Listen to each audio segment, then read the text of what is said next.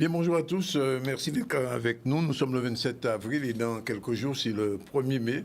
Un 1er mai qui sera bien évidemment très rassemblé au fédérateur. Tout à l'heure, on va voir les protagonistes. On ira aussi à Paris avec le scoop de notre ami Maurice Cessé, puisqu'il a pu joindre la maire de Paris, la mairesse de Paris, Anne Hidalgo. On va entendre tout à l'heure. Un peu plus tard, on fera un point sur la conférence de presse du Conseil général, le Grand Prix. Il y avait aussi une conférence de presse d'ailleurs autour du fort en mémoire, fort en famille, pardon. Et nous aurons l'occasion de recevoir probablement M. Michel Mado qui va parler de fort en famille. Pôle emploi, semaine des métiers et de soins, Maxime Morel. Et si Michel, peut-être le comble du 1er mai, c'est-à-dire le sujet total. Sinon, aujourd'hui c'est jeudi. Le jeudi, c'est, vous le savez, c'est consacré aussi au débat. Le débat aujourd'hui, ce sera sur le harcèlement. On en parlera avec 4 invités. Avant ça, on aura une première chronique sur l'apaisement des relations avec Caroline Alix. Et on va terminer avec Sandy Kelly. Mais avant, tout de suite, on va faire un petit tour à Paris et puis on revient en Guadeloupe. C'est parti. J'ai tenu à démarrer par les stands d'outre-mer parce que les outre-mer font partie de notre vie. À Paris, c'est évident parce que nous sommes une ville ultramarine par la présence d'une communauté ultramarine ancienne, très présente dans tous les domaines de la vie culturelle, associative, économique, gastronomique, avec Babette notamment. Et puis, vous savez, moi, sur les outre-mer, je pense que souvent, depuis la métropole, on n'a pas le bon rapport. On regarde comme si nous, on était au centre et on regarde vers l'extérieur. En fait, si vous vous décalez un peu, si vous vous mettez en Guadeloupe, en Guyane, en Polynésie, en Martinique, et que vous regardez le monde à partir de ces territoires-là, eh bien, en fait, vous avez d'autres centralités. Ces territoires sont tous connectés avec d'autres continents. Moi, je crois beaucoup à l'idée qu'il puisse y avoir un jour dans notre pays aussi une diplomatie des Outre-mer, parce que tous ces territoires nous connectent avec les Amériques, avec l'Océanie, et on n'en tire pas la force qu'on pourrait en tirer, pas la force du dominant sur un dominé, mais la force qu'a notre pays, la France, notamment par l'existence de ces outre-mer. Et puis les outre-mer, c'est aussi un réservoir incroyable de biodiversité. Donc il faut considérer les outre-mer et pas simplement, comme c'est malheureusement souvent le cas, les voir comme ou des problèmes, ou des lieux tellement loin qu'on ne sait pas comment les aborder. Il faut changer ce regard-là. On parle de Mayotte justement en ce moment. Mayotte, évidemment, parce que ce qui s'y passe, la violence qu'il y a à Mayotte, je crois que c'est le point extrême d'ailleurs de ce questionnement qu'on devrait avoir.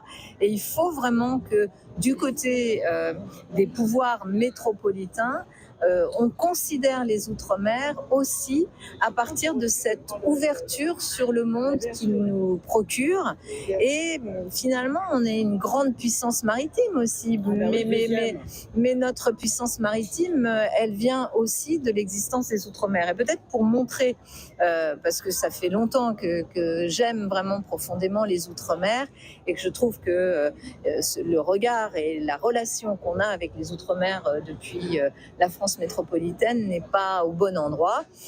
J'ai décidé aussi cette année de faire des Outre-mer vraiment un sujet majeur. Bien sûr, il y a les questions de mémoire, de mémoire et d'histoire de l'esclavage sur lequel on travaille, mais il y a aussi, par exemple, la reconnaissance de ces Outre-mer avec les festivités de cet été, le 14 juillet, le feu d'artifice que nous ferons, et ça c'est la ville qui l'offre à la nation tout entière, se fera sur les Outre-mer.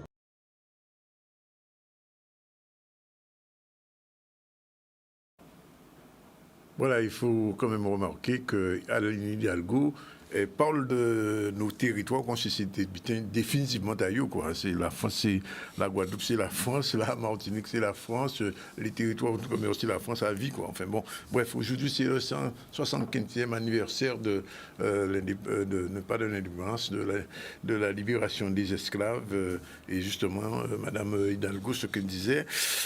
Bref, on ne va pas s'éterniser là-dessus, mais enfin, on a compris que même les socialistes ont une vision de nos pays comme si c'était des territoires définitivement et à vie acquis à la France. Je ne pense pas que ces pays-là peuvent aussi évoluer autrement. Et on voit ce qui se passe à Mayotte en ce moment, où l'État français est en train de, comment dire, par rapport à une situation qui est assez compliquée. Et dans nos pays aussi, la situation est compliquée pour l'eau, pour le chlordécone, enfin, pour les suspendus. On ne va pas y revenir. Mais justement, le 1er mai cette année sera un 1er mai en toute liberté, je veux dire, puisqu'il n'y aura pas de confinement, il n'y aura pas le masque. Les organisations syndicales sont prêtes. Ce matin, ils ont donné une conférence de presse. On va écouter successivement Sandro Maoudin, puis plus tard un peu M. Joseph Zou, et on va terminer par Maïté Ntoumo, la secrétaire générale de l'UGTG. C'est parti, reportage, bien sûr, Michel Lepape. Sandro Maoudin, secrétaire général à Sud PTT Goa. Alors, c'est important pour vous de faire conférence là, ça, pour mobiliser le 1er mai? Oui, mais puisque jamais c'est important, 1er mai là, ça prend tout sens ça. Hein. C'est une journée internationale à l'État travaillé et nous savons très bien qu'à dans journée là, ça, et à dans l'année là, ça plus particulièrement, on a vu notamment des patrons, on a vu aussi des lois qui sont sorties, parce que c'est tout acquis à travailler qui bafoue aujourd'hui là. Et c'est pour ça que nous avons appelé à tout travailler assemblé, mais aussi nous avons dit particulièrement à la poste où aujourd'hui là on a une difficulté à la poste, on a travaillé qui est en souffrance, on a suppression de poste, hein, en cas par exemple des bureaux, il y aura supprimé des dizaines d'emplois et ça n'est pas normal. Et un autre but qui est important aussi, c'est qu'à travers tout ce qu'a fait aujourd'hui-là, nous croyons bien vrai que c'est ou pas ni augmentation de salaire, tout but a augmenté. Et c'est encore une fois, c'est les pipiti, c'est les travailleurs, c'est les derniers maillons de la chaîne qui a souffert. C'est pour ça, plus que jamais, journée là, ça, il prend sens à la lutte, parce que je travaillais pas ni choix d'élité. Ok. Parlez-nous de l'actualité à sortir PTT Goa. C'est-à-dire que c'est qui mouvement, c'est qui mobilisation en ce moment? Oui, alors aujourd'hui là, qu'est-ce qui a passé à la poste, nous pouvons dire aujourd'hui là, nous prenons exemple la poste qui a abusé des pouvoirs, ils ont licencié, ils font une demande de licenciement à l'inspection du travail. Et nous croyons bien vrai que l'inspection du travail refusé le licenciement là ça. Aujourd'hui là, à la poste, on y en haut, on a pensé que c'est au niveau de la direction ce qu'a fait, on y nous a fait des alertes sociales, on y a un véritable malaise dans la poste. Et malgré les alertes sociales que nous faisons, malgré les expertises que nous faisons, malgré les rencontres que nous avons fait à la direction, il y a persisté en là ça, il n'y a pas ni réponse à ça, bien au contraire, il y a accentué ça par aussi en forme de management qu'il y a mettre à la carte, et quelle que soit directrice ou directeur régional qui vient, ou te dit qu'il n'y a pas mis la main à dans ce qu'a fait en Guadeloupe. Et nous croyons bien vrai que aujourd'hui là, on y a une rupture conventionnelle à la poste, en lot jeune Guadeloupéen qui a demandé rupture conventionnelle, il y a des démissions, on y a des gens qui partent en retraite anticipée, grand bonnet, on y a des gens aussi qui prennent des TPAS, et ça par rapport à plusieurs éléments, sans dire autres là, la dégradation des conditions de travail, mais aussi par rapport à nombre de suppressions de postes que la poste a fait, des réorganisations qui ne sont pas adaptées. L'actualité aujourd'hui là, c'est Zabim. Zabim, on a un des tournées à facteur, et bien aujourd'hui là, quand il a décidé de supprimer 18 tournées à facteur. Et ça, il inadmissible. C'est comme si on a supprimé le centre courrier de Sainte-Rose. Là, il y a 18 facteurs à Sainte-Rose, il a supprimé. Mais c'est ça l'actualité. Aujourd'hui là, la poste avait, nous avons dit aussi dégradation, particulièrement dégradation et mal-être qu'il y a dans la poste là. Là, nous allons combattre ça, nous allons continuer à combattre. Alors, merci. Merci. Merci, en pile. Oui. Moi, je dis là, et longtemps nous pouvons parler des autres. Justement, la haute autorité dit que le vaccin là, il n'est pas d'actualité encore. Qu'est-ce que ça va représenter pour vous? Alors pour l'instant, ça ne va représenter rien pour nous. Hein. Ça veut dire que l'État n'a pas respecté parole. Monsieur Macron, le ministre de la Santé, a dit qu'il faut attendre décision à via la HAS. La HAS dit qu'il peut intégrer le monde, il fait vert, malheureusement, rien pour travailler. Pas d'obligation vaccinale en l'État français encore. Et malheureusement pour nous, les personnels soignants, les pompiers, tous ces gens-là, nous, si obligation vaccinale toujours, parce que nos collègues volontaires qui sont là, qui ont recruté comme une obligation vaccinale. Nous avons un concours qui a fait la norme, c'est comme là qui enlève baba vaccinal également. On a des GSP qui récit brevet pour 4 formations pour monter pour les volontaires commander aux vaccinations. Donc c'est un lot parent qui a sollicité nous, qui a sollicité moi particulièrement, pour dire qu'il va finir vers ça.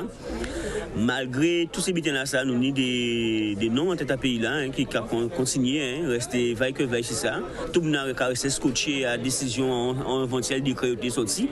Mais malheureusement, rien pour bout. Et nous avons vu que chaque jour, nous avons continué à mettre pression sur nous pour vaccination. Et nous avons vu même à travers tous ces bitins-là, nous camarades, nous familles, nous avons continué à tomber aussi parce que jusqu'à présent, ni pour études, pour statistiques à montrer qui bien fait à vaccination là nous et qui nomme des gens qui a tombé, qui a parti vers ces injections là ça. Et tous les jours nous voyons que nous avons des nombres de certaines catégories de gens qui sont morts, ok, et pas ni l'âge, fait toute catégorie maladie et fait désirable que ça cabaye. Et malheureusement pour ne pas parler de ça, c'est le silence le plus total. Donc nous ne pouvons pas comprendre rien dans ça. Et on va continuer. Avec merci un peu. C'était le pompier Zou. Nous tenons conférence là, nous tenons propos à autres. Ça plus essentiel, l'année là, c'est encore plus crucial en environnement de ça, 2023 pour mobiliser le monde pour le 1er mai. Oui, là, nous avons parlé carrément de droit à la vie. D'avoir que nous avons bien constaté que aujourd'hui là, en 2023, que c'est en remise en cause totale de tout droit à travailler, de toute liberté, mais surtout les libertés fondamentales. Nous pouvons parler des combats que nous avons menés contre l'obligation vaccinale, contre le pass sanitaire et en nous vidéo là pour la réintégration des personnels. La HAS qu'à reconnaître là que oui bon effectivement l'obligation vaccinale pas valable encore, que les camarades paieraient pour travailler à eux, sauf que ça a fait 2 mois qu'il a annoncé ça et jusqu'à présent le gouvernement là projet prend pour décret. Ça a prouvé qu'il y a une volonté de nuire. Ça a prouvé que l'objectif à eux n'a pas d'être chaîne compte de santé à monde, mais c'est de regarder qui genre est-ce que yo ka manipuler les travailleurs, dégoûter yo et faire en sorte encore une fois qu'ils arrivent en bouteille par les ruptures conventionnelles, donc de réduire la masse salariale. Et ça, nous avons une question stratégique qu'il faut mettre en place tout partout, dans toutes les entreprises, tout partout, travailler à Goumé pour revendiquer droit, pour revendiquer application de la convention collective, respect du droit du travail, respect du code du travail. Nous avons bien vu aujourd'hui là, au niveau de l'hôtellerie et de la restauration à Creole Beach, c'est ça que les camarades ont demandé, respecter la convention collective des hôtels de Guadeloupe. Et ils ont demandé aussi d'augmenter le salaire à eux. Donc aujourd'hui là, nous avons toutes les raisons, sans parler de chlordécone, sans parler de l'eau, sans parler de tout ça qui arrive à nous, des problèmes à l'école, nous avons toutes les raisons de faire un 1er mai qui est historique. Et c'est pour ça qu'il faut tout travailler. Et tout Guadeloupéen viennent le 1er mai à 8h devant CHU pour nous marcher ensemble et continuer à dire que nous savons que seul chemin que nous avons, c'est chemin à la lutte. Alors, dernière question, il y a un sur Ali. Il y a un monde qui a posé la question de savoir est-ce que le 1er mai, c'est un son de cloche, c'est un top départ pour tout blocage répond. C'est-à-dire que le 1er mai, c'est en continuité à combat que nous avons mené. Nous ne pouvons pas séparer le 1er mai de tout combat que nous faisons. Et c'est pour ça que dans toute communication, nous continuons à faire meeting, nous continuons à faire distribution de tracts pour mener nous au 1er mai. Et nous avons dit surtout qu'à pas 1er mai tout seul, c'est mois de mai. Il a commencé par 1er mai, mais on n'a pas oublié qu'il y a 27 mai des Doha qui ont une signification particulière pour nous, Guadeloupéens. Et c'est pour ça que moi, là, il faut y contribuer à renforcer nous encore plus. plus renforcer détermination en nous et faire nous comprendre que nous avons subi trop de l'état colonial là ça, qu'il y a trop de profitation toujours au profit des plus riches, toujours au profit de la classe capitaliste, mais les travailleurs, la classe ouvrière, c'est toujours eux qui ont vraie misère, c'est toujours eux qui ont misère. Et nous, quand bien vrai, ça a fait tout partout, dans tous les pays, aussi là, l'état colonial français. C'est ça, pratique à eux, méthode à eux, c'est ça. C'est frapper, c'est cogner, c'est marcher sur eux, d'accord, pour comprendre qu'on n'a pas à parler, on n'a pas à revendiquer, on n'a pas à dire qu'on n'est pas d'accord. Et c'est pour ça que nous devons un tribunal là, toujours pour les mêmes raisons. Donc, il faut nous comprendre qu'il faut nous mettre nous ensemble. Et là, nous faisons un 1er mai unitaire avec toutes les organisations syndicales de Guadeloupe. Mais aussi, il y avait des organisations politiques, il y avait des associations. Et c'est pour ça que l'objectif, c'est de comprendre que nous pays à y prendre d'autre côté si vous voulez nous pas mettre nous ensemble. C'est le chemin, en unité, ensemble. Merci. Voilà, c'est dit. Et donc, rendez-vous lundi 1er mai pour une grande manifestation unitaire de toutes les organisations. Voilà, il va être 12h46 minutes. On va prendre tout de suite le chemin de la chronique de Caroline Alix, Apaiser nos relations. C'est parti.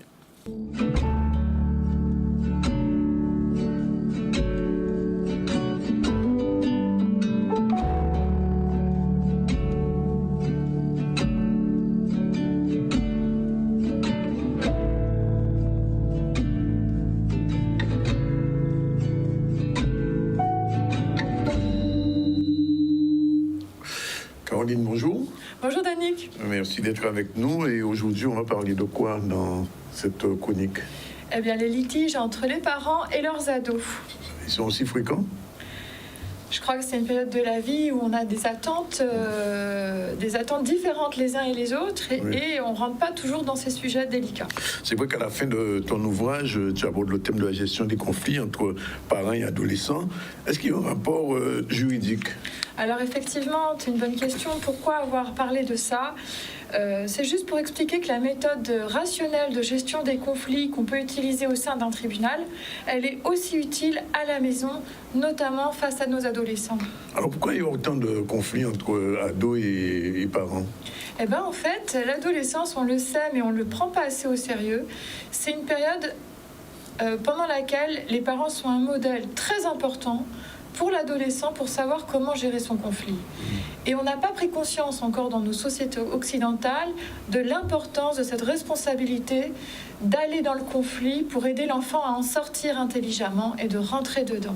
D'accord. Alors, comment faire pour jouer à la guerre avec son ado ?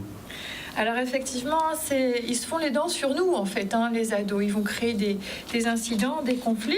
Mais il faut monter sur le ring, il faut mettre les gants de boxe. Le parent doit l'aborder comme un jeu. Mais pour l'enfant, c'est très sérieux parce que c'est de la manière dont il va se sortir du conflit avec nous qu'il va pouvoir prendre confiance en lui à l'avenir dans ses conflits à l'extérieur, au travail et à la maison. Et malheureusement, notre génération n'a pas eu de modèle non plus. Oui. Alors on est bien démunis à les aider. Mais alors, il y a une question qui se pose. Quel intérêt l'ado a-t-il à créer des crises dans la maison avec ses parents ? Mais justement, de s'exercer, c'est un entraînement où il est en sécurité. Dans cet espace intime avec des parents qui l'aiment de manière inconditionnelle, créer des conflits et un incident, c'est le moyen de s'exercer à en sortir intelligemment. Mais si on fait comme si de rien n'était, nous, les parents, on les empêche d'aller au bout d'un processus très important pour leur construction. Oui. Et donc, en quelque sorte, on est les cobayes ? On est les cobayes, on doit mettre les gants, on doit monter sur le ring, ils doivent se faire les dents, on doit faire la guerre avec ces enfants qu'on aime. Et on revient systématiquement au fameux triangle de Karpman. Comment on peut le comprendre par rapport à la situation ? Alors, l'ado, lui, pour nous provoquer, va être à la rupture. Quand il arrive à un conflit et tout le monde boude, chacun dans son coin, il a gagné. L'idée, c'est de l'obliger à rester dans la relation en allant le chercher dans sa posture victimaire. On met une règle d'obéissance à la maison, il y a une règle. Quand on enfreint la règle, on est puni. Parce qu'il va enfreindre la règle, il va être puni, donc il va se victimiser. Le parent est le méchant et il a une manière d'échapper à la relation. C'est là qu'il faut aller le chercher pour aller jusqu'au bout de cette histoire et discuter. Alors, il peut y avoir des problèmes en cas d'échec. Quels sont les problèmes les plus répandus? C'est très grave, la manière, si c'est mal géré, et encore une fois, nous adultes et parents, on n'a pas été éduqués à le faire, c'est très grave. Il peut y avoir des conduites addictives avec du cannabis, puisque l'isolement, eh bien, on essaye de gérer sa colère comme on peut maladroitement. L'alcool, les écrans, les ordinateurs, c'est une manière de bouder, d'échapper à la relation. La déscolarisation, on fait exprès d'avoir des mauvaises notes pour embêter son parent. La violence à l'école, on explose au mauvais moment, on ne respecte pas les règles. Ou des dépressions larvées, eh bien, on est dans une espèce de fuite du réel, où on s'isole et on a des ressentis victimaires profonds de harcèlement moral. Et c'est quand même de la violence gratuite qu'on pourrait leur éviter. Mais alors, et du côté des parents, comment ça se gère? Eh bien, un parent qui gère mal la période de l'adolescence et ses conflits en général peut être violent physiquement pour finalement avoir le dessus sur l'ado. Quelle que soit la taille qu'il fait, 1m80 ou 1m50, parfois on en vient aux mains. Ou alors, carrément, la rupture, on le met à l'écart, on le place en pension ou carrément dans l'armée. Ouais. Et qu'est-ce qu'il faut faire dans ce cas-là, alors? Eh bien, il faut apprendre à son ado à gérer son agressivité et à être dans le conflit. Et c'est-à-dire qu'on est obligé de faire des conflits avec lui pour en sortir intelligemment, pour lui montrer un exemple de choses qui marchent. Mais encore une fois, on n'a pas été éduqué à le faire, c'est l'impasse. Alors justement, on va revenir à ton ouvrage, le cas de Léo. Est-ce qu'on peut revenir un petit peu dessus? Alors oui, je parlais des règles rigides à la maison. Par exemple, le temps de tablette. On sait que la tablette est dangereuse pour le développement et pour l'épanouissement de la vie en famille.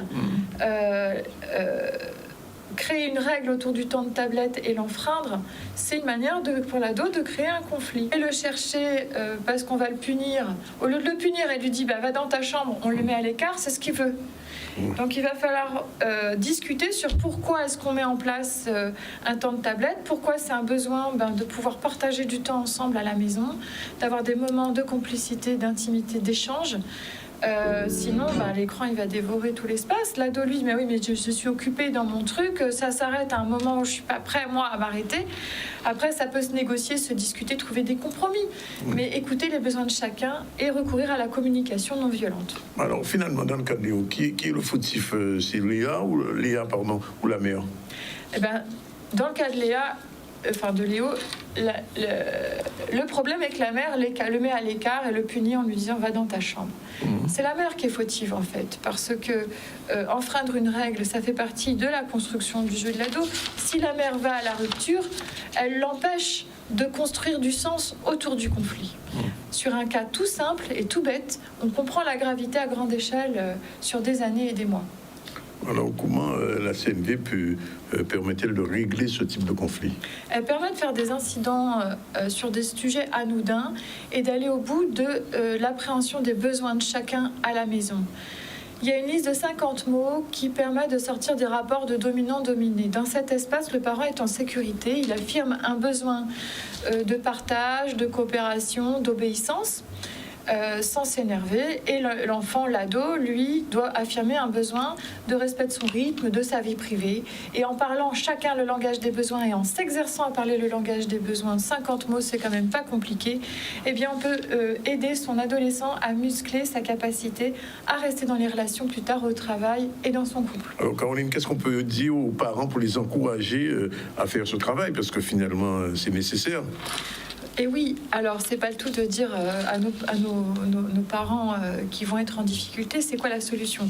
La solution, c'est vraiment il y a des lectures très intéressantes comme Thomas d'Ansembourg qui a écrit Cessez d'être gentil, soyez vrai, qui permettent de comprendre les rouages de la communication non violente, le langage des besoins. Et je vais vous dire simplement, moi pendant longtemps, je suis restée avec une liste des besoins dans la poche, et quand je m'énerve et que je perds un peu le contrôle de moi-même, et bien je me réfère à cette liste, ce qui me permet de toujours recourir à ce registre lexical qui permet d'éviter les rapports dominant-dominé et de s'affirmer avec justesse face à l'autre, que ce soit un adolescent ou plus tard un employeur, un salarié ou son conjoint. Grand merci, mais je pense quand même qu'il est nécessaire que nos téléspectateurs jettent un œil sur l'ouvrage, L'Art de la paix. On va revoir l'image en couverture. On le trouve toujours en librairie? Oui, il est toujours à la librairie générale, à Jarry. Bon, mais écoutez, jetez un œil sur cet ouvrage et Caroline, on se retrouve bientôt pour une prochaine chronique. Merci. Merci, Danick. Allez, à bientôt.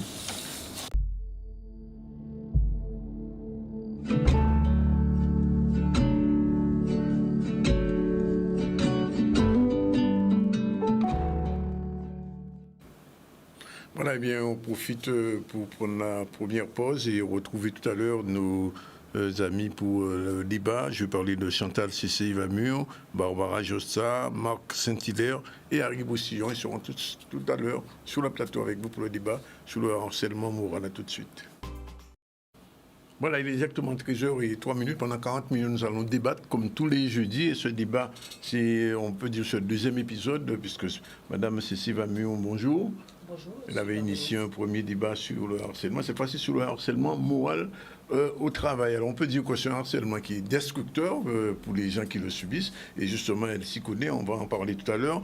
À nos invités, outre Mme Cissé-Ivamur, il y a une autre dame. C'est une psychiatre hospitalière au CMP de Ezabim, Barbara Jossa. Bonjour. Bonjour. On a aussi un syndicaliste bien connu, Marc Saint-Hilaire, présent sur les réseaux tous les jours, à toute heure, du jour et de la nuit, secrétaire de la section UTC IFGTG de Cap-Esser, mais on n'a pas menti. Et on va recevoir aussi Harry Boussillon, qui est un ancien consultant à la formation et à la qualité de vie au travail. C'est aussi un sociologue. Alors, ce débat sur le harcèlement, il se place dans le cadre particulier d'une femme qui a le courage de se présenter à la télévision et d'expliquer ce qui s'est passé il y a quelque temps. Ce débat-là ne règle pas tous les problèmes, mais elle aborde des problèmes qui sont importants. Alors, Madame Chantal Cissé-Ivamur, je vais vous donner la parole, puisque vous avez été vraiment, j'ai envie de dire, en situation de harcèlement moral au travail. Comment tout a débuté? C'était au Crédit Agricole, au lycée agricole? Au lycée agricole. Je suis rentrée au lycée agricole en 2008 et j'étais responsable d'une équipe de personnel d'entretien, de maintenance, d'espaces verts et de cuisine, et aussi économe. Et donc, lorsque je suis arrivée, il y avait une chef de service avec laquelle on s'entendait très bien. Et au moment où je me suis occupée un peu plus du personnel que je gérais, je me suis rendu compte que j'étais devenue sa proie parce qu'elle n'a pas accepté que je ne me range pas. Oui, je ne me suis pas rangée de son côté pour pouvoir fouetter le personnel. Et donc, je suis devenue sa proie. Et je ne vous raconte même pas tout ce que j'ai vécu. Donc, c'est mon travail qui était quotidiennement menacé. Lorsque je passais les commandes, par exemple, que les livraisons arrivaient, elle demandait de retourner les livraisons. Et il y a tellement de faits à citer que je ne vais pas tous les citer. Mais en tout cas, ça s'est passé en 2011 et en 2012. Donc, j'ai fait une intervention auprès du ministère de l'Agriculture, qui est mon ministère de tutelle. Moi, je ne passe pas par les saints, je passe directement par le bon Dieu. Je suis passée par le ministre. Ils ont dépêché au sein de l'établissement une douzaine d'inspections qui sont venues sur place et qui ont déplacé les 2 harceleurs. Donc, j'ai eu une accalmie pendant quelques années. Et il s'avère qu'en 2019 est revenu un autre proviseur. Et j'ai eu 3 entretiens avec lui, parce qu'entre-temps, j'ai changé de poste. Mais j'ai eu un poste à responsabilité qui me permet de... En fait, je m'ennuie au sein de l'établissement. Et j'ai proposé des projets qui puissent faire rayonner l'établissement, des projets qui répondent à une des missions de l'enseignement agricole, qui est de participer à l'animation rurale, et aussi qui fait rayonner l'établissement et plus précisément aussi, augmenter l'effectif de l'établissement. Donc, c'est un projet qui fonctionnait très bien. Ça a duré 6 ans. Il y a d'autres projets qui ont été greffés sur ces projets-là. Et lorsque le proviseur qui a remplacé l'ancien est arrivé en 2019, j'ai eu 3 entretiens avec lui, 3 entretiens corsés, 3 entretiens. C'est comme si je le connaissais déjà et que j'étais son ennemi. Il m'a humiliée, c'était humiliation, c'était mépris. Je ne comprenais pas parce que je ne le connaissais pas. Et donc, j'ai quitté l'établissement. Je suis allée à la médecine du travail qui m'a orientée vers mon médecin traitant et aussi par un psychiatre pour pouvoir m'arrêter. Et le médecin de travail m'avait expliqué certaines choses qui m'ont permis donc d'avancer sur le processus. Et depuis, donc, je suis en accident de service. J'ai fait une demande d'accident de service. Le proviseur n'a pas statué dessus, mais il a saisi la commission de réforme qui a statué depuis janvier 2019. Et depuis janvier 2019, mes documents n'ont pas été envoyés ni à la DAF, qui est l'autorité académique de l'enseignement agricole en Guadeloupe, ni au ministère de l'Agriculture. Et je me suis vue à 50% de mon traitement alors que j'aurais dû être payée à 100%. Et sans compter tout cela, il y a eu beaucoup. Je n'ai pas eu l'arrêté, par exemple l'arrêté du ministère, l'arrêté officiel qui me maintient en accident de service. J'ai fait une demande toute bête. Hein. Je devais participer à un concours et j'ai demandé une attestation de travail au sein de l'établissement. La chef de service qui est en place a mis 1 mois et demi avant de m'établir l'attestation de travail. Il a fallu que je l'appelle, etc. 2 fois. Et au moment où j'ai dit que j'allais débarquer au lycée, j'ai un collègue qui a servi de tampon, Dieu merci, et qui m'a dit « J'aurais pas souhaité que tu viennes et que les gens ont une mauvaise image de toi, une image qui ne correspond pas à ta personne. » Donc, il a fait une intervention auprès de membres de la direction et j'ai pu enfin avoir mon attestation. Et sans compter tout cela... Oui. Pardon? Non, je dis, on va arrêter là, on va revenir parce que je vais avoir, pour moi, saluer l'arrivée de Harry Roussillon. Bonjour, merci d'être avec nous. Et demander au syndicaliste qui est avec nous, Marc Saint-Hilaire, dans ces cas-là, comment agit le syndicat par rapport à une situation de ce type-là? Bon, déjà, grâce à saluer les téléspectateurs à Canal 10 et les invités aussi. Hein. Donc, nous ça comme pratique côté nous, c'est la question d'écoute. Parce que c'est le premier problème qu'a posé dans le cadre de ça, parce qu'on veut des travailleurs qui ne peuvent véritablement parler et exposer véritablement qu'ils vont vivre. Donc, à partir du moment où on entretient avec les travailleurs, avec les salariés, avec la configuration là, il va permettre qu'on prenne en considération les doléances à travailler là et d'analyser la situation pour que ça peut permettre à ce qu'on fasse cesser immédiatement en situation comme ça.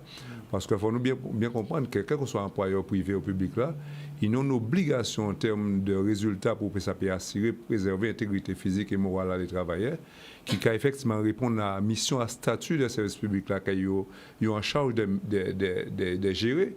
Et malheureusement, ça qui est arrivé, c'est que la majorité des entreprises, ça demeure un sujet tabou dans la mesure qu'ils n'ont pas véritablement prendre en considération la qualité de vie au travail pour que ça permette effectivement de créer une ambiance qui permet que le travail là, qu'on soit laïé, qu'à trouver à une position où les cas sortir à casa et qui est tranquille.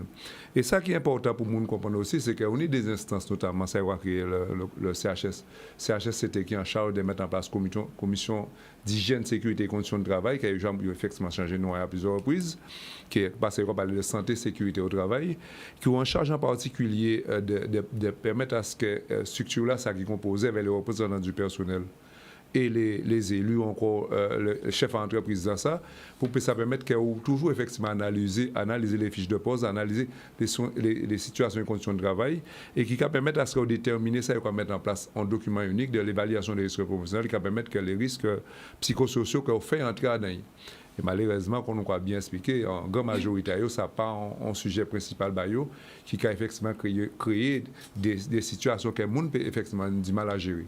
Mais on tire quand même avant psychiatre la parole, c'est qu'on l'offre, ces gens qui ont celui-là, ils n'ont pas envie de parler. Ben, c'est tout le problème là, parce que vous savez, les qui a dans une situation de harcèlement, qui a sorti à casa, il n'y a même pas sorti à casa, et à plus forte raison pour que ça puisse faire une démarche. Et ni ça, il y a le droit d'alerte qui va permettre que là où on salarié, bon travail, on collègue en difficulté, première démarche, c'est d'alerter les organisations, alerter l'autorité. Et c'est pour ça qu'ils mettent en place tout un arsenal de structures. On a un assistant de prévention qui est en place, on a la médecine préventive qui est en place, on a même des inspecteurs de travail qui peut effectivement solliciter, et sans compter effectivement les gens qui ont maîtrisé le droit, tels qu'on a avocat ou encore les différents organismes qu'on peut saisir pour que ça permette à ce que faire arrêter cette situation-là. Alors, Barbara Giotza, vous êtes psychiatre. Quand vous entendez le témoignage de Mme Vamur, quels sont les risques sur sa santé mentale ce type de situation peut entraîner? Du coup, je trouve aussi très intéressant votre témoignage. Je trouve que vous arrivez bien à mettre les mots sur ce que vous avez vécu. Quand il y a un harcèlement moral, ça a des conséquences psychiques, des conséquences au niveau de l'estime de soi, des conséquences au niveau de... finalement, on ramène le travail chez soi. Quand on rentre chez soi, c'est pas possible de mettre complètement un arrêt sur ce qui s'est passé au travail. Ça peut avoir des conséquences sur la vie de famille, sur la façon dont on se sent, on peut être plus irritable. Donc en fait, ce stress chronique peut entraîner à terme des éléments dépressifs. Donc peut aller jusqu'au burn-out? Oui, qui peut aller jusqu'au burn-out. Donc le burn-out qui est un épuisement moral, un épuisement psychique. C'est pas juste une fatigue liée au travail, c'est vraiment un épuisement avec des conséquences sur un stress, une anxiété, sur des troubles du sommeil, du coup peut-être des crises de panique, des choses qui sont du coup de notre ressort, nous en tant que médecins et psychiatres. D'accord. Harry Boussillon, vous êtes sociologue, mais vous avez été aussi ancien consultant de la formation de la vie. C'est ce qu'on m'a dit. Consultant de la formation de la qualité de vie au travail. Alors, quand vous entendez le témoignage de Mme Vamur, ça veut dire que la qualité de vie au travail n'est pas respectée dans l'entreprise d'une manière générale. La qualité de vie au travail, c'est toujours une conquête. C'est toujours une conquête. Oui. C'est-à-dire qu'on n'est jamais, on ne peut jamais être satisfait de la qualité de vie au travail. C'est toujours une conquête. Je crois qu'il faut comprendre ça. Mais moi, disons, dans mon expérience professionnelle, parce qu'effectivement, j'ai été au niveau du CHU, oui. Directeur de la formation et de la qualité de vie au travail. Donc, j'ai bien compris qu'il y a deux niveaux. Il y a, disons, ce qui relève des individus. Je crois que pour l'essentiel, il a été prouvé et démontré que le management toxique, disons, est bien présent dans toutes les organisations. D'ailleurs, la majorité des problèmes que les individus ont concernant leur santé au travail, souvent, ça vient du management toxique. Il y a un gros problème managérial, pas seulement ici, mais ailleurs aussi. Mais la deuxième chose, et qui impacte la première chose que j'ai dite, disons, c'est... comment dire, c'est-à-dire c'est la question institutionnelle. En fait, il y a la violence institutionnelle elle-même, donc qui agit sur les individus en tant que des professionnels acteurs, mais qui agit également sur les managers. Parce que les managers, eux aussi, sont en situation parfois, disons, de harcèlement institutionnel. Oui. Parce que les institutions demandent beaucoup et de plus en plus. Même dans la fonction publique où se développe depuis quelque temps, disons, une logique néolibérale, où tout est axé sur les résultats, sur la performance, sur les contrôles, sur les évaluations, avec des deadlines, avec des reporting, avec toute espèce de choses de contrôle qui font que les gens, disons, sont davantage stressés au travail. C'est-à-dire, dans les entreprises publiques, la logique qui est impulsée, et peut-être que cette idée peut décliner également au niveau même des collectivités, c'est-à-dire c'est une logique de résultats et de performance. En tout cas, au niveau mais nous sommes dans une logique néolibérale. Oui. Néolibérale, donc tous les principes, tous les codes, disons, qui avaient cours autrefois dans le privé, sont applicables actuellement au niveau du public. Oui. Et d'ailleurs, la dernière loi de réforme de la fonction publique va dans ce sens-là. Donc je pense que moi, j'essaie toujours de voir le problème de manière globale. Il y a les individus. Il y a, au niveau du management des individus, des comportements qui sont toxiques. Oui. Et au centre de ces questions-là, il y a toujours la question du pouvoir. Pourquoi quelqu'un harcèle quelqu'un d'autre? Sinon, pour une question de pouvoir, pour démontrer, disons, ma dominance, ma prévalence, etc., ou alors peut-être ne pas accepter qu'un individu opérationnel, un agent opérationnel, soit autonome dans son travail. Parce que l'autonomie de l'individu, celui qui prend des responsabilités, celui qui innove, celui qui propose, peut être un concurrent par rapport à quelqu'un qui est en position hiérarchique. Donc il veut affirmer son pouvoir, et comme il est positionné dans l'institution à un certain niveau, eh bien il abuse de son positionnement pour pouvoir ensuite. Vous avez ressenti ça, Madame Vamur? Ah oui, je l'ai ressenti parce que je me suis mise à sourire.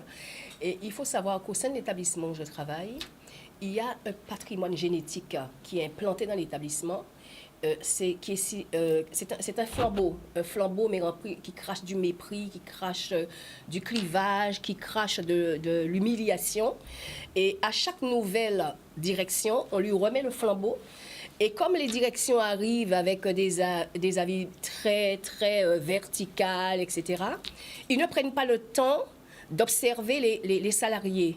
Donc, qu'est-ce qu'ils font? Ils perpétuent ce que l'on leur a remis. Et lorsque je regarde le fonctionnement de ces gens-là, je dis que il me semble que c'est pas ces actes.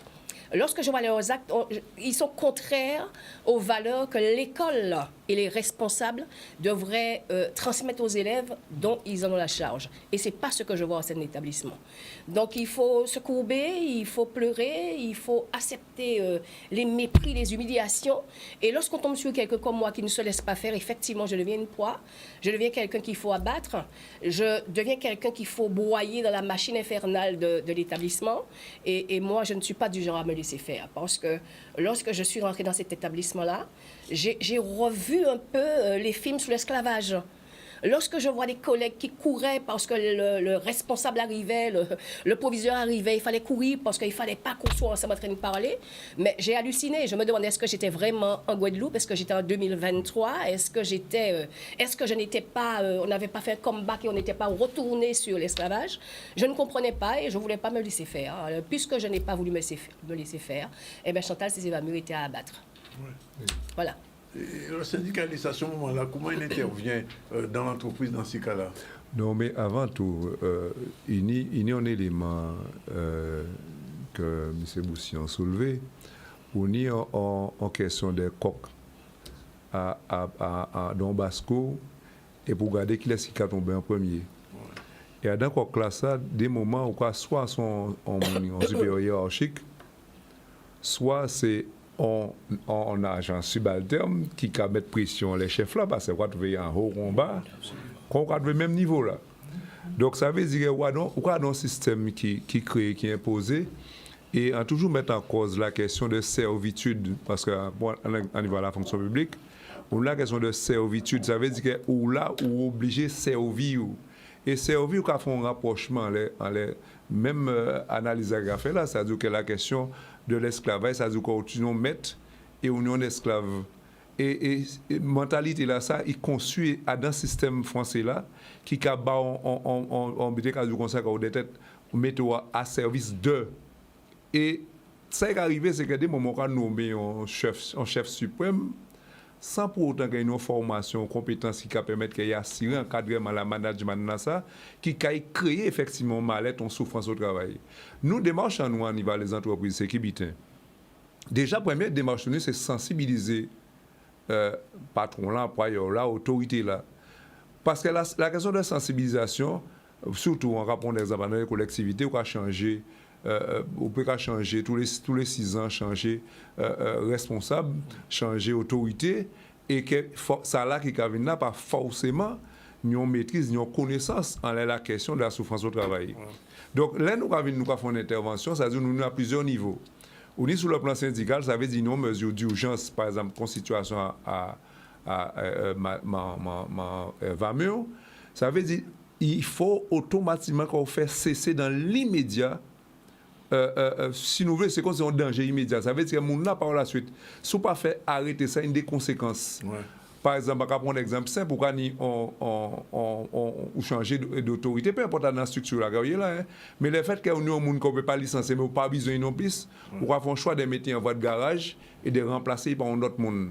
Mais finalement, on va régler un problème qui va permettre de manager, mais un manager, on a un monde qui a dans votre garage qui effectivement respecte. Donc, l'intervention immédiate, c'est de faire cesser, de faire cesser dans l'immédiat situation là ça. Pas ni d'autres bita fait, c'est faire arrêter. Donc, démarche à nous, il n'y a pas peut-être pas mais c'est soit gentil ou soit qui est fait avant en question de rapport de force. Et c'est pour ça qu'on dit nous comme ça, la plupart du temps, nous rappelons un rapport de force, tout simplement parce que nous avons des mesures de sauvegarde avant. C'est-à-dire que si nous en harceleur, par exemple, peu importe le niveau qu'il y ait, mon qui a harcelé là, nous avons demandé à ce que déjà ils font un courrier pour harceleur là, pour dire arrêtez vite là ça.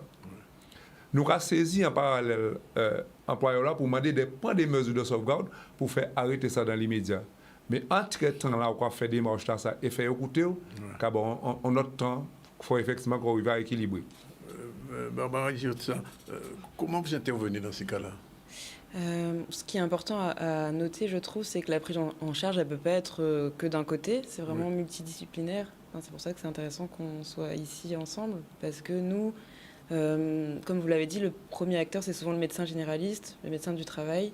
Et après, le psychiatre pour l'arrêt de travail, voire même après, quand la personne va vraiment pas bien, qu'il y a des répercussions importantes sur sa vie quotidienne.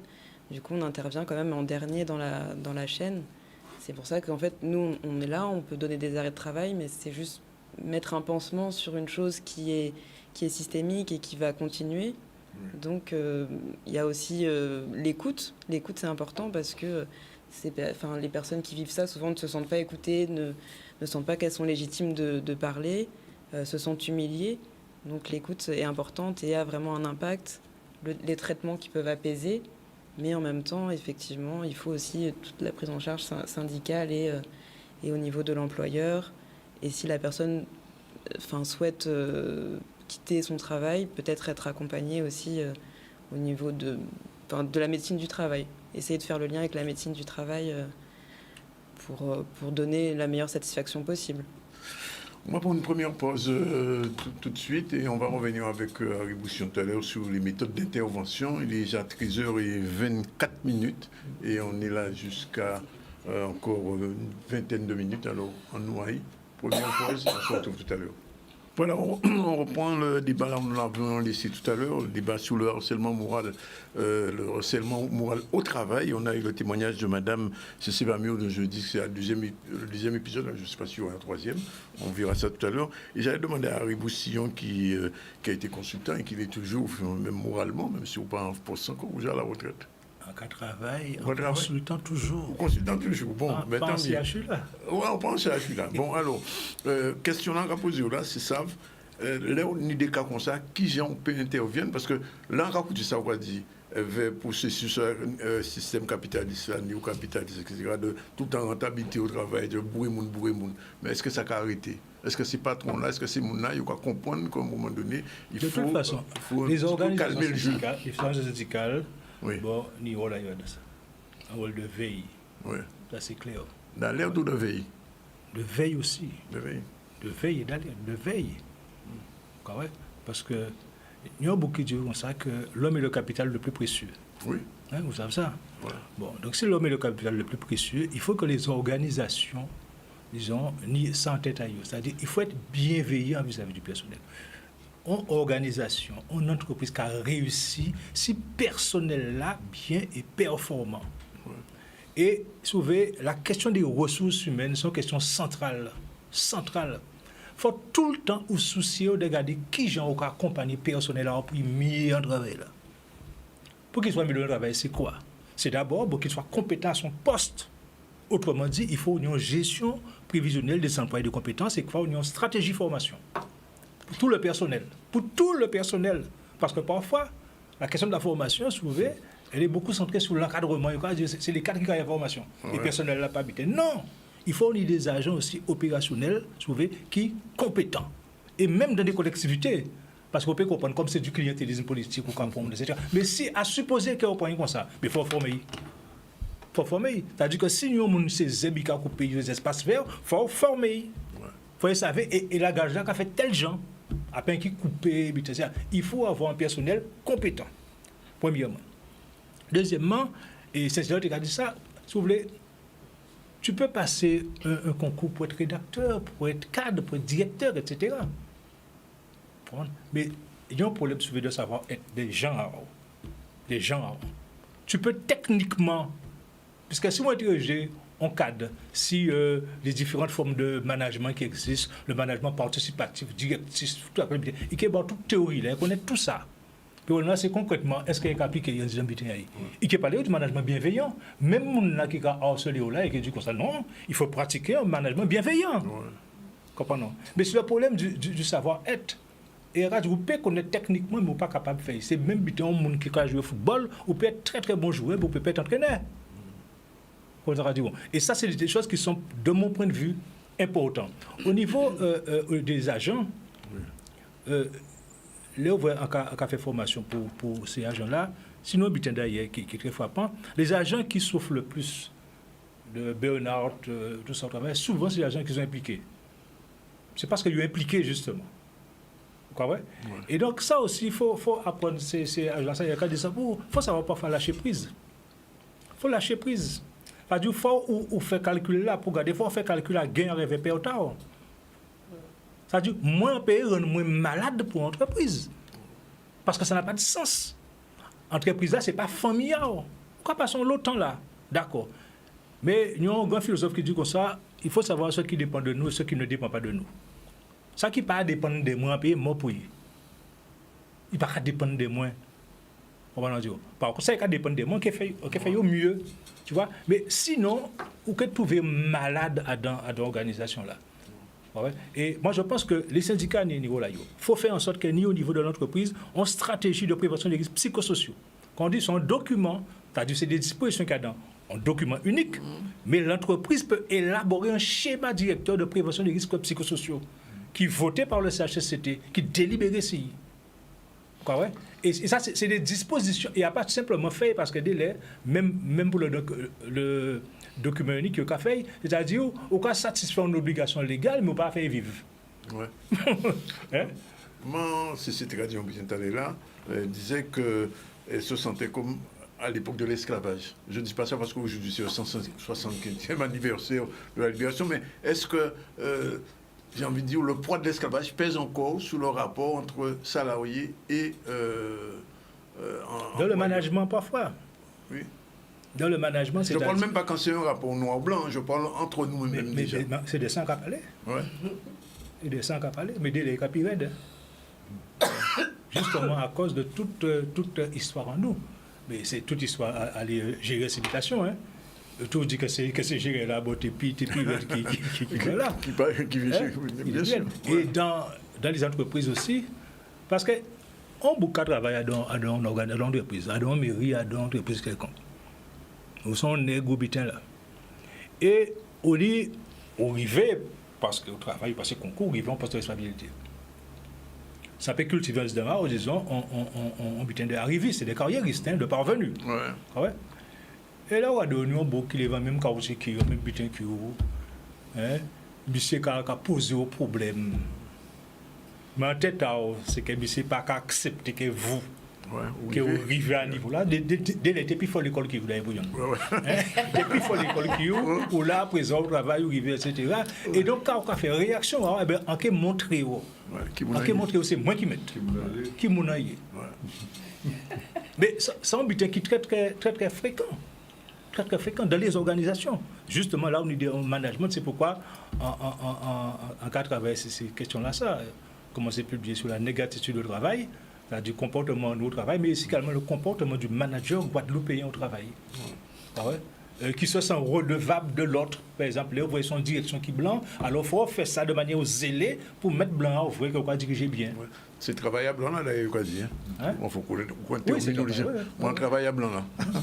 Madame, si on passe sur vous poignets que l'on français, peu importe, tout ce qui dit là, ça rentre dans le cadre de ce que vous avez subi et que vous subissez toujours. Mais bien, aujourd'hui, il y a de l'apaisement.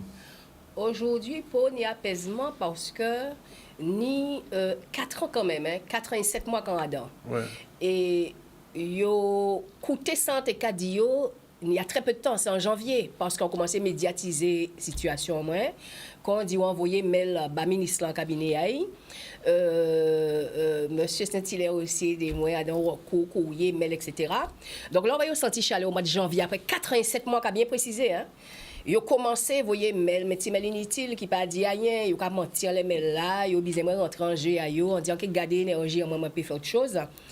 Et habiter encore, on t'a préciser qu'elle a vrai ou dans une situation ça fait costaud psychologiquement souvent pas costaud ou lâcher prise non seulement faut trouver énergie pour pégoumer mais faut mettre aussi des boules qui sont pas tant ça qui a dit l'entour parce que ces mouna ont remarqué non seulement yo métier de moins 50% là mais yo porté manœuvre 50% salaire 50% salaire en moins mais yo porté manœuvre pour moi, excusez-moi, on a des troubles, on a pas mal de troubles par rapport à ces troubles de mémoire, etc. Donc, ils mettent moi à la position de 50% là, et ils ponctionné tellement de jours de carence à 6 salaires en moins que le ministère de l'Agriculture était obligé de laisser Tiboué l'argent pour moi un peu vivre. Et quand il fait, ils ont dit l'intelligence, entre guillemets, de ne pas payer mutuelle en moins. Donc, en trouver moins pendant 4 ans sans couverture sociale. Enfant demande de secours. Moi, je dis, oh, ben, si moi, l'argent, moi, je peux manger. En fait, demande de secours là, auprès des assistantes sociales là, qui a la DAF. Eh bien, il rejetait demande là. Pourquoi? Parce qu'il était bien humilié moi, en seconde fois. Il était bien qu'envoyer tout compte en la banque. Il était voulu qu'envoyer relevé à moi, puis il était coché, puis il était qu'en y a Giolani qui était dans l'idée là. Il n'est pas contenté de ce qui était primordial, qui était les 3 dernières fiches de paye et aussi les dettes cantines à payer. Et en réalisant à un moment donné, parce qu'en cas chercher, en cas cultiver énormément, en réaliser qu'est-ce qu'on n'a pas tenu force, on n'a pas tenu petite énergie, on a été gourmé. Depuis le premier jour là, quand on est là, jusqu'au jour de là, on s'est trouvé face à une prescription quadriennale. On a fait tout salaire en moins. Parce qu'après 4 ans, on a s'y poser que c'est ça, hein, on a espéré bien comprendre. Après 4 ans, si on n'a pas manifesté en institution, on a fait de l'argent là. Ça veut dire qu'on a fait tout salaire en moins. Mais bon Dieu qui fait que, et c'est ça que je reproché moi à Kembe, à pas Kalagé. Parce que je t'ai qu'à attendre quand tu es mon fin et quand vient à 4 pattes dire bon tu vas manger, on pas jamais fait ça. Donc on trouvé suffisamment de force, moi t'ai gourmé et moi t'ai parce qu'à un moment donné, on dit Chantal, mais on dit ça, c'est l'argent ça qu'on touche à la retraite. Peut-être qu'on peut toujours toucher moins. Alors organisez ça là. Et à un moment donné, on jouait avec eux. On laissait eux jouer énormément. Et parce que pioter jouer, c'est pioter qu'à moins des justificatifs. Moi, je peux goumer contre eux. Ils n'ont pas même réalisé ça. Et c'est au mois de janvier, on dit bon, la récréation terminée. En cas où occuper des autres là à présent. Donc, tout ça pour dire que leur voit rentrer dans la machine là, ça y a boyer, y a chercher et bité y a chercher puis on pousser à la faute parce que dernière fois est vrai dernier proviseur là quand travaille, pas même temps travailler on était 3 jours éveillé pas plus. Mais c'est là trouver que en trop parce que ils savent qui genre ils savent que on peut voler aussi, on peut crier aussi. Mais on déstabilisé parce qu'en fait l'inverse ça c'est normal. On était très calme et ça c'est déstabilisé. On terminé en papier bité signé maman déchiré voyez en figure moi. On réfléchit quelques secondes on dit quand qu'a fait. Est-ce qu'il y a un sens ça? Est-ce qu'au contraire on a protégé moi et en cas quoi qu'on fait on prend décision là pissage là on protéger moi on ramasser papier là on fin déchiré ben on va jeter en poubelle et en partie. C'est pour voir jusqu'où il a poussé au bout pour payer et il a dit que c'est vous qui parce que comme on est caractère il a dit mais quoi vrai c'est lui encore qui va remettre ça sortir comme ça a fait entendre ça aussi mais après un vrai monde qui a téléphoné moi oui tu avais raison parce que Missa il fait nous Missa il dit nous pas attendre pour mon encore moi c'est devant caille voilà ça de collègues qui te réaction yo les ou tu en souffrance. Est-ce que vous soutenez? Est-ce que vous êtes derrière qui dit oui, j'ai un cap faire? Pour mon pas soutien moi, il dit encore moins. Encore moins, que c'est moi qui cherche métier à train, c'est métier à sortir rivé pas connaître donc c'est moi qui cherche les trains. Et là vrai empathie et quand vous commencez à découvrir vraiment qui mon y est, mon te téléphone tu avais raison, tu avais ceci, tu avais cela. Ni syndicat soi-disant en disant établissement pas j'ai un vrai syndicat. Bah j'ai pour un syndicat téléphoné moi. Mais c'est ça en fait. C'est ça en fait. À part pour un syndicat, vient demander moi quand ni et ni des collègues ont expliqué yo sans cas souffert. Mais yo pas qu'attendre, c'est bizarre moi yo pas guettendre moi. Et c'est l'autre jour là yo vrai épisode premier épisode de l'émission a dit moi Chantal tu sais hein, tu nous disais mais on n'avait pas compris. On n'avait pas compris. Mais c'est ça qu'il dit mais. Par contre, on est un collègue, c'est vrai. Lui, il signe des documents pour moi, puis il fait des témoignages, et moi, il attaqué ces menaces, il a dit, je de la merci. Madame Diotsa, je vous pose la question quand même. C'est un cas particulier de résistance, quand même, finalement. Ouais, c'est vrai que je trouve que ça... Enfin, on voit une grande force et c'est pas quelque chose qui est partagé par toute personne qui est harcelée, parce que je pense qu'on tient jusqu'au moment où c'est plus possible de tenir. Donc là, je trouve que vous avez fait preuve d'une grande force. J'imagine que vous avez dû être accompagné également. Non, je ne sais pas ce que vous appelez accompagner parce que dans mon entourage, ça n'existe pas. Malheureusement, je vous dis, lorsque on est quelqu'un qui a du caractère, on ne veut pas accompagner, on ne veut pas comprendre, on ne veut pas attendre qu'on dise. Même si on dit au fait, on ne veut pas attendre qu'on fait. Donc, je me suis prise en main, je suis rentrée sous une bulle pour pouvoir me protéger. Et on dit, Chantal, il faut gommer et il faut mettre les bonnes personnes dans l'entourage. Et dans un premier temps, on a commencé parce que ça tenait des répercussions à toute vie en moins. On a commencé à faire crise de boulimie. On était pas 40 kilos à l'époque. Tellement on était qu'à manger. J'étais massée en midi. Et un jour, on dit stop, on va arrêter ça. On a commencé pour moi en main, on a fait sport, on a fait canage, on a fait peinture, on a fait pour mémoire en main. Parce que même des moments, en style en mémoire, on a cherché qui n'a ça. Hein? Donc, on commence à remettre au théâtre.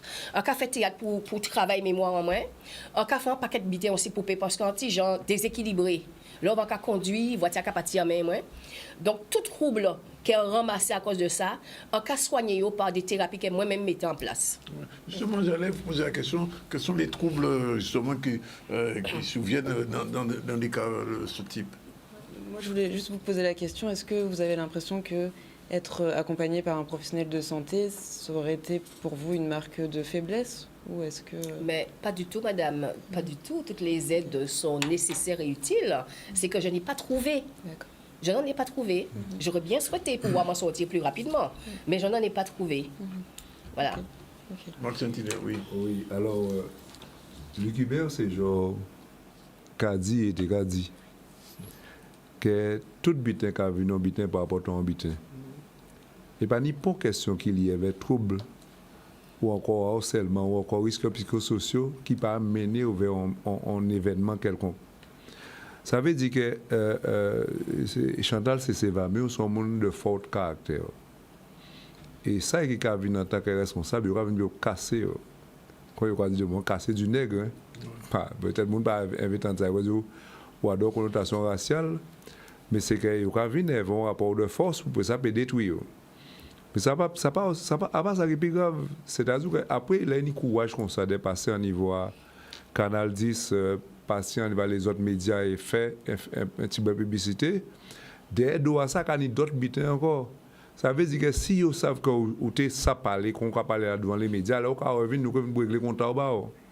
Et c'est là qu'effectivement que les autres organisations syndicales ont un rôle fondamental à jouer parce qu'un organisation syndicale, il a pour défendre l'intérêt physique et moral en travailleur. Et le premier but que nous toujours posons en termes de revendication, c'est l'organisation et l'amélioration des conditions de travail, conditions de vie et de travail dans une entreprise, dans une collectivité ou dans peu importe là où il travaille. Et malheureusement, on rend compte qu'elle a opposé ça en termes de revendication, on a plus ou moins l'impression que c'est emmerdé ou une première des mondes. Parce qu'à partir du moment qu'on a une structure qui est organisée, qu'on a Boussion de dit, on va mettre en place un plan de formation, on va faire d'analyse au niveau des fiches de poste que chaque monde signe et qui va permettre à ce que ou un tableau de bord qui va voir effectivement qui genre chaque individu et il va parler effectivement d'évolution à la fonction publique. On va prendre un exemple concernant une loi qui est sortie en août 2019, loi de transformation de la fonction publique, qui a demandé à ce que chaque individu a dans quel que soit corps de métier, il a une fiche de poste, non seulement pour définir emploi, mais à la fiche de poste, en plus, il y a une fiche de poste qui permet de déterminer les conditions de travail. Et c'est la médecine du travail qui a fait intervention, les psychologues, tous les autres monde qui a fait intervention, pour que ça puisse analyser la situation à chaque monde. Et malheureusement, tous ces bitins, ça, c'est bitins que mon gars laisse à côté, pas qu'à jamais garder. Mais puis mauvais encore, c'est que à partir du moment que, parce que ça vient d'un sujet tabou, même la question, notre élément qui sorti, c'est la question des comportements sexistes. Ça veut dire qu'à l'égard de quel soit individu, ça a qui faible, ils disent bon, là, bon, c'est eux qui en charge de faire telle ou telle mission, ils désignent au monde pour que ça puisse faire une mission parce qu'ils rendent compte qu'elle soit faible, soit son femme, soit peut-être à l'égard ou ces derniers maillons-là qui entrent là, ont des comportements qui effectivement, que le monde ne peut pas parler de ça véritablement. C'est-à-dire que des haïs pour une position qui pour en tant que manager pour dire bon ça bon et là on va faire un bon météo là et là qui nous en tant qu'occupé d'eux. Et c'est ça qui a mené effectivement la question de harcèlement. Il n'est pas forcément à une situation comme c'est va mieux vivre. Là, pour monter, nous, ou quoi, nous, monde qui a décidé carrément qu'il a oublié là, il n'y a pas jamais tenu compte à valeur à ça qu'il a représenté à l'entreprise, à la structure là, et que mon ça, il a oublié complètement. Nous, un exemple qui est fait au niveau des archives, au niveau de la sécurité, ça, alors, monde qui partageait bénéficier pour promotion, vers mon a suicidé. Donc, ça veut dire, on a des situations comme ça, que débat, la discussion, nous jamais dans la collectivité, même dans l'engagement travail là, en nous ouvert véritablement un débat sur les conditions de travail et faire effectivement les spécialistes, les psychologues, les psychiatres, les gens qui connaissent des affaires problématiques à ce en cerveau à monde, mener véritablement un débat et à permettre à ce que chaque monde ressente valoriser. Et c'est bien important là qui pas fait, c'est valoriser le travail. Même ça là qui maillon plus faible là, faut organiser pour ça peut voyer monter pour que ça permettre de faire évoluer la structure là qui est en dedans là. Ah oui, Boussillon, au regard de tout ça, moi c'est ce qu'a dit, que ça, Marc Saint-Hilaire a dit aussi, psychiatre là, voilà, compliqué dans l'environnement professionnel là, parce que finalement, ou à l'encontre de ça, vous voulez. Non. Moi, je pense qu'il faut ça agir dans la complexité, en fait. C'est-à-dire, pas une situation qui est simple. Moi, en tout cas, essayer de comprendre dans quelle organisation on travaille, c'est-à-dire le public différent du privé, et dans le public même, la fonction publique d'État, ce n'est pas même bien que la fonction publique hospitalière ou les collectivités territoriales. C'est des logiques différentes. C'est la fonction publique en général, mais c'est des logiques différentes. Donc, il faut tenir compte de chaque situation. Vous savez aussi que c'est des secteurs d'activité qui peuvent conflictualiser qui d'autres. Compte tenu des bulletins, c'est-à-dire que même en même entreprise, les services techniques, ce n'est pas même les services administratifs. C'est évident. C'est une culture différente. Parce que dans chaque entreprise, c'est une des cultures professionnelles qui est liée au métier. La culture ouvrière, ce n'est pas la culture qui est en niveau là. Ouais. Et c'est pourquoi d'ailleurs, regardez dans toute entreprise de la fonction publique, les a abandonné, même s'il y a des services techniques et logistiques, qu'à mettre en œuvre. Oui, tout à fait. À part les mon bureau, mettre en œuvre, parce que c'est là l'habitat. Et en plus, c'est des côtés qui sont plus masculinisés aussi. Donc, il faut tenir compte à chaque fois de ça. Il faut regarder aussi pour les managers. Là, quand on dit souvent, c'est que, bon, quand on dit des managers, bon, ils sont out, ils n'ont pas ni compétence pour être manager. Mais il faut regarder ça que lui aussi, il peut subir des bulletins. Pourquoi quand il y a une réunion de direction, par exemple, un manager, et là, il y a des réunions là avec, bon, ça qu'il a là, qui a dit comme ça, bon, gars, ça, bon, je nous travaille là, bon, c'est pas bien comme ça, à partir de lundi, on change tout. On change tout, donc on fasse désormais comme ça. Il dit qu'il a fait. Quand c'est soldat, il a fait personnel là, et il a dit à partir de lundi, on change tout. Mais bon, ça, qu'est-ce que dit ça là? Il n'y a pas qu'à manager pour mon en proximité. Hein? Ouais. Il n'y a pas qu'à manager pour mon en proximité. Et il faut changer, mais il ne pas connaître les conditions de travail. Ouais. Il ne savent que ça prend temps, ou alors ils savent ça, mais ils s'en foutaient. Mais ils savaient qu'il y a un soldat, manager, eh bien, qui fait. Et pour se faire bien voir par l'autre, eh bien, il mettait pression. C'est logistique. Mais surtout. Et on peut dire, pour moi, ça qui est important dans ça, pour moi, c'est l'écoute, quand on dit ça, c'est la bienveillance, c'est la bientraitance. Et il faut former les gens. Il y a une expérience qui fait, qui pas bitin, qui pas en bouteille. Pas en bouteille, on a expérience en participer dedans, au niveau à CHU là. Question côté tout le monde savent que le grève en CHU là pour finir depuis 1998. Depuis 1998.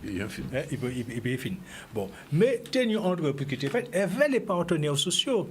Et c'est là justement parfois les chefs d'entreprise ou putain qui considèrent que les partenaires sociaux, que les syndicats, que c'est des gens qui touchent dans l'opposition. Moi, on voit que les meilleurs contributeurs, c'était les partenaires sociaux. Qui étaient qu'à dire, nous, c'est là, en nous élaborons un agenda social. Au lieu de nous babiller à chaque fois, chaque lundi, c'est débuté, nous mettons un calendrier de rencontres, nous avons tous les problèmes qui tiennent au niveau de la RH pour nous faire discuter. Si vous réglez des problèmes à la RH, les autres problèmes qui ont des problèmes des chaises qui cassent, des tables qui cassent. Mais de vous régler les problèmes à carrière, à promotion, à conditions de travail, à fiche de poste, à formation, ou régler l'essentiel. Merci. Un dernier mot, Madame Cécé, puisqu'on va terminer. Oui, alors moi, en ayant pensé pour tout salarié à France Télécom qui suicidé en 2003, de 2003 à 2013, et tout le monde aussi qui est en Guadeloupe qui a souffert des harcèlements, et envie de dire ça qui derrière et qui toujours ni un regard négatif vis-à-vis des gens qui ont souffert, à pas parce qu'un monde bien du bout de temps, qu'il est forcément bien. Parce qu'il y a juger aussi en fonction de personne. Si on est en personne à peu près content, ça veut dire qu'on n'a pas souffert. Donc on va continuer et tchéber tête en bas de l'eau là. Merci en tout cas pour votre contribution, pour vous toutes, parce qu'on pense que nous, le monde qui est dans cette situation, qui tente ça nous dit là, nous espérons que nous connaissons des retours. En tout cas, merci. Il est pratiquement 14 heures. Rapidement, je rappelle qu'en début du journal là, nous souvrons vraiment Caroline Alex pour justement connaître apaiser nos relations. Nous faisons un point vers le maire de Paris qui justement sur la question des territoires d'outre-mer, nous avons une position avec MCCC. Et puis, le 1er mai, l'ensemble des organisations syndicales, là, dans l'intersyndicale, à donc conférence de presse, il a annoncé que le 1er mai, quand arrive là, voilà, 14 heures. Demain, rendez-vous à partir de 12h pour une autre séquence du ZCL. Alors, passons aussi qu'il y a un troisième épisode. En tout cas, je merci de courage à Odevine pour ces problèmes-là, ça, en direct et en live. Voilà, c'est fini pour aujourd'hui. Si vous avez raté, vous avez la possibilité d'aller sur le Facebook de Canal. L'émission est encore présente. Merci.